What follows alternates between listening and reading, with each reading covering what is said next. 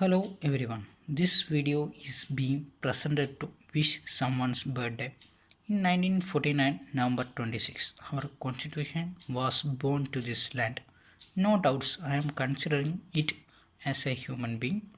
It has taken birth, has got heart, eye, ears, soul, etc. just like us. Likewise, I can say that the preamble can be considered as a soul of our constitution.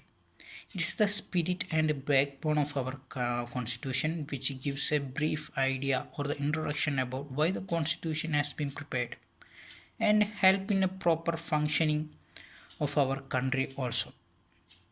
It highlights the ultimate goals of constitution and it shape the destiny of our country. It also about the basic information like when we have adopted. In between, there were some conflict between whether it should be a part of our constitution or not. But in the Keshavanandi Bharati case, it has been declared that it is part of our constitution.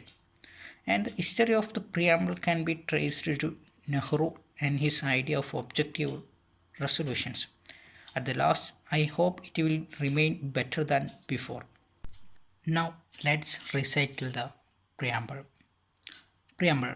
We the people of India having solemnly resolved to constitute India into a sovereign, socialist, secular, democratic republic and to secure to all its citizens justice, social, economic and political, liberty of thought, expression, belief, faith and worship, equality of status and opportunity and to promote among them all fraternity, assuring the dignity of individual and the unity and the integrity of the nation.